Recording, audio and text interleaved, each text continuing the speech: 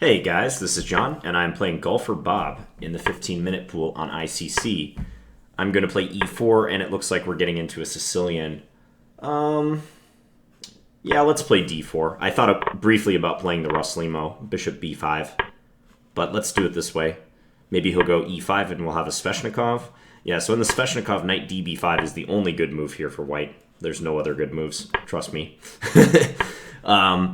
This is all main line. He'll go b5. I'll play knight d5. This is my standard move. I like this move over bishop takes f6, which is also very main line. I'm just going to play this like pretty classically. c4 is a pretty good move here, but I'll play c3, just a little bit more restrained. He goes bishop g5. Bring my knight back to c2. So white's knight, this knight, that started on the king side, has taken a real circuitous route over to c2. And the point is it can go to e3 now later on. In order to reinforce the knight on d5. So here I have a choice between going a4 or bishop e2.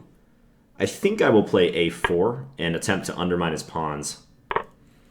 Yeah, and he takes, I take. a5 would be very common, and I think I should go bishop c4 now, if I'm not mistaken. h4 is also a move, but I think bishop c4 is better, so let's do that. He's playing very quickly, so makes sense that he might know this line. The way I feel about the Sveshnikov is I don't think white necessarily gets like a huge advantage. It just seems like the positions are easier to play for white. Black has that chronic weakness on d5. So the positions themselves might tend towards white's favor just very slightly, is how I feel about it. Here, do I want to play b3, b4, or maybe a move like rook a2? b3 looks natural because it defends it, but I fear my pawn is a little weak on that square. So I'm hesitating a little bit on that move. b4 allows him to get rid of his weak pawn right away. I'm just not quite sure. I think I'll play b3. It's the most normal looking move. Typically they play like king h8 here or g6 in order to prepare f5.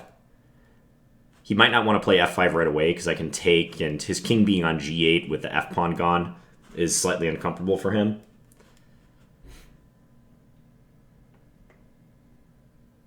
Yeah, I think g6 or king h8 would be good moves here. As far as what I'm planning, I'd like to play this knight to e3. So knight ce3. And he could take with his dark square bishop then. I would take back with my knight. He could take on c4, I'd take with my knight, and maybe I have some pressure on d6. I could claim some advantage. So yeah, let's go here. And just hinder f5 as well for the moment. I think he'll be less likely to play f5 now that my knight is on e3. This is like a real typical position for the Sveshnikov. Like technically black is totally fine and should equalize with accurate play. But it takes a while to get there. Sometimes white's positional initiative can last for many, many moves into the middle game. The onus is on black to prove that they have equality, basically. Knight e7, yep, makes perfect sense. Can I try to... I'll probably take on e7. And I'm thinking to jump my other... Whoa, don't want to do that. Whoops. I almost pre-moved that by accident. But I'm thinking whether to jump my other knight into d5 or not. Because if I play knight d5 here, he can take, and we're in an opposite color bishop position. But it's kind of a depressing one for him. Also really typical of this line. He just has to sit there and defend. Yeah, I think I'll do this. Bishop d5 was another option, too, that looked pretty decent. But I like having my knight here because it keeps his queen out of b6. If I'd played bishop d5, maybe he could have gone queen b6 and poked around at my b-pawn. So now he can take on d5, but I will take with my queen, and a5 might just fall in that case. And then I'd be up a pawn with only chances to win. I'll never lose that position, provided I don't blunder. So here, what can he do? He can play f5. f5 is perfectly fine. He chooses to retreat. Okay. So backing my rook off a little bit. What do I want to do with that rook? Probably rook a2. probably makes the most sense. Maybe I can swing it over to d2 in some cases. Rook a3 also makes some sense. Don't know. I think he's going to put his bishop on c6 next is his plan. So if I played rook a3 or rook a2, bishop c6. It would be nice to take on e7 right now, but he can take on a4 in between move. Ruins that plan for me. So it's between a3 and a2. I don't think I'll go to a1. It's just a kind of a tough call.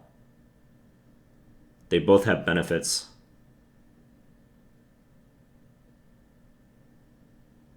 I'm going to go to a2. So I'm just not quite sure which one's better.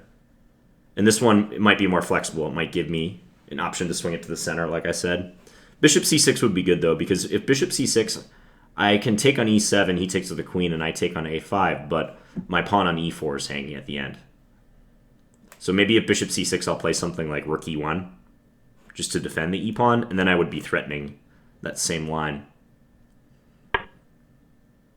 Chooses bishop b5. Okay. Well, now I can get into like a good knight versus kind of bad bishop position. So if I take and then play maybe c4, he can stick his rook on c5 then, however. What if I take, he takes, and then I play b4? That might be even better.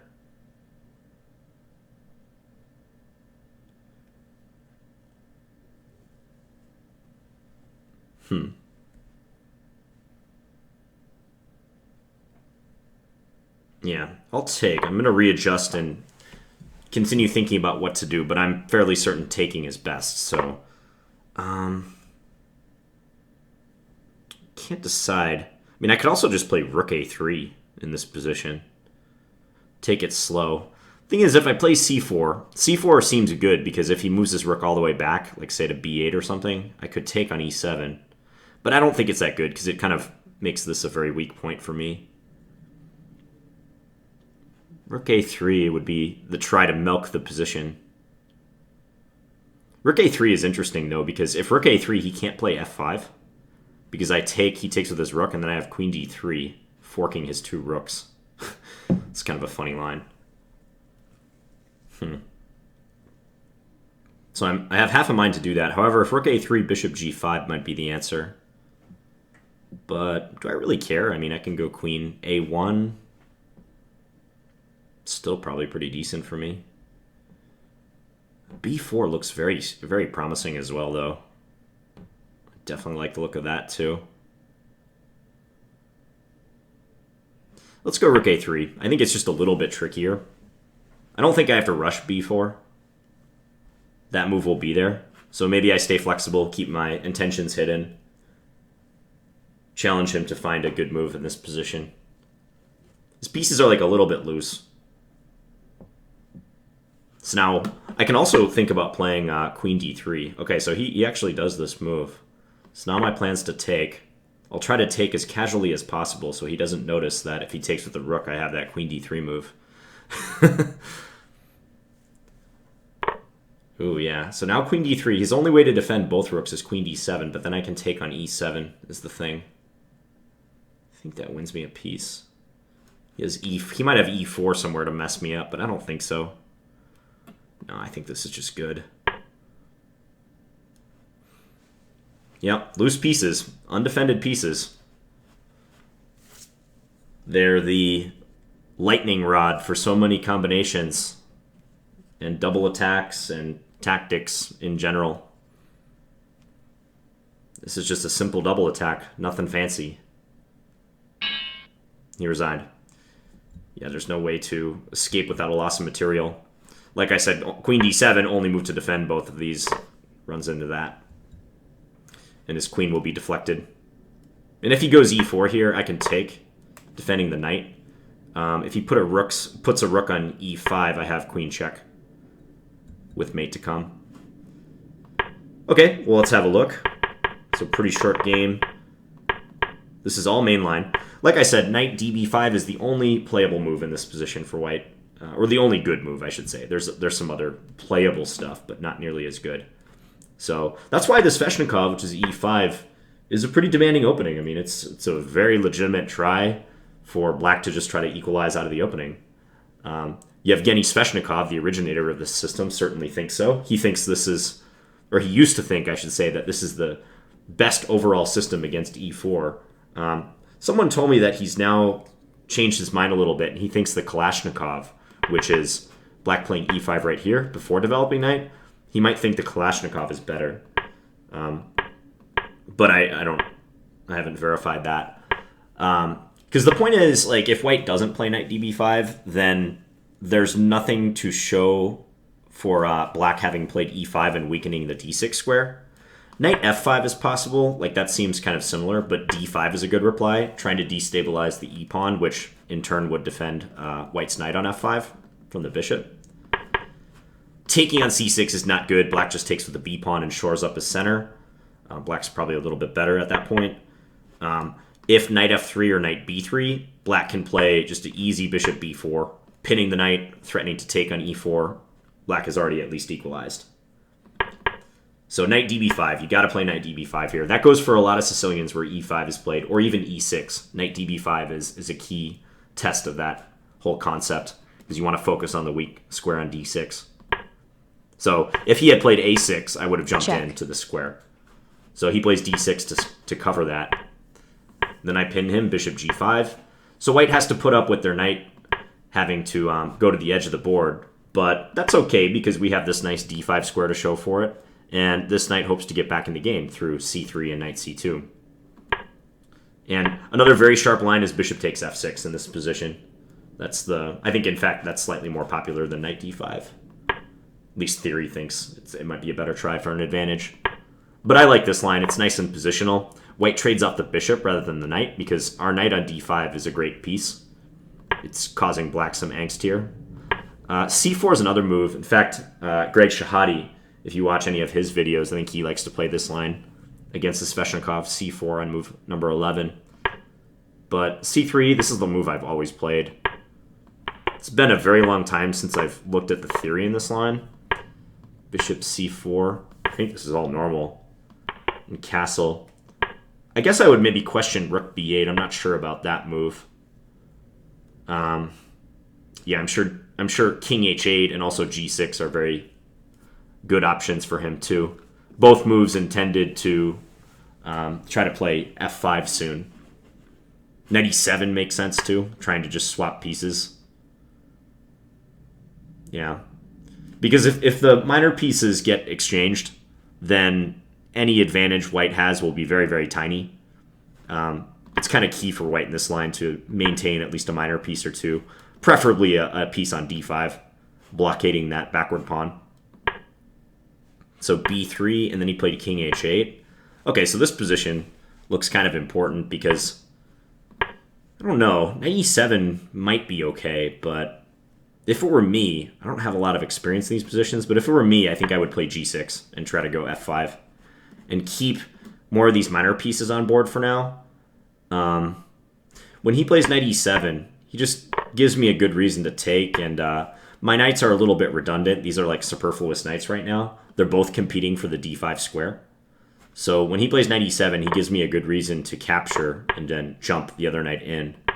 So maybe a constructive move like g6 and just prepping the f5 advance, which is always useful for black in this line to undermine e4. Maybe that would have been a better option for him. Yeah, I think that's what he should do. So knight e7, I take, he takes. Now knight d5. And if he was just playing stereotyped moves, he could try bishop takes d5, as I said. But after queen takes, this pawn, I think, will be indefensible soon.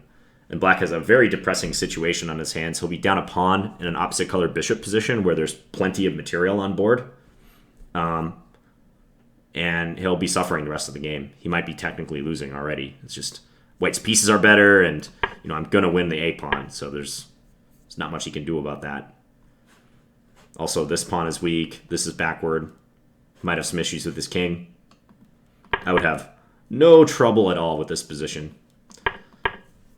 So instead, he plays bishop d7, and I think the whole concept with bishop b5 is wrong. I don't think he should exchange light square bishop for light square bishop, because he's just reducing the position to a good knight versus poor bishop scenario.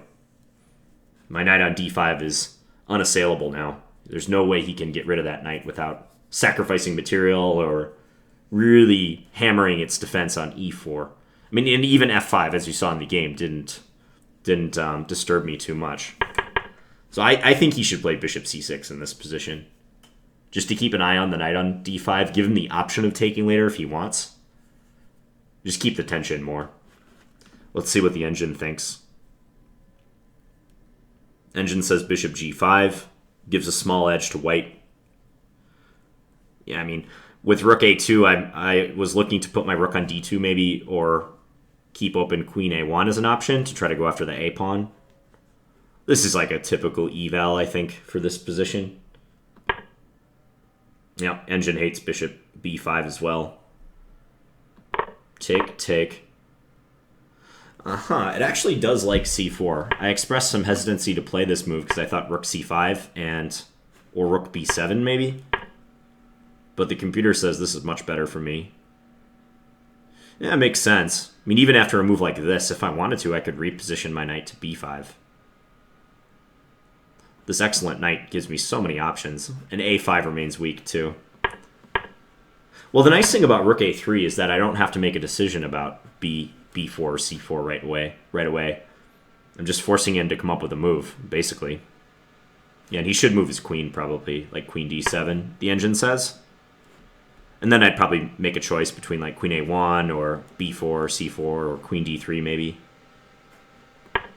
But he played f5, and I can take, and yeah, he just can't take back. But then he's just blundered a pawn if he can't take back, so...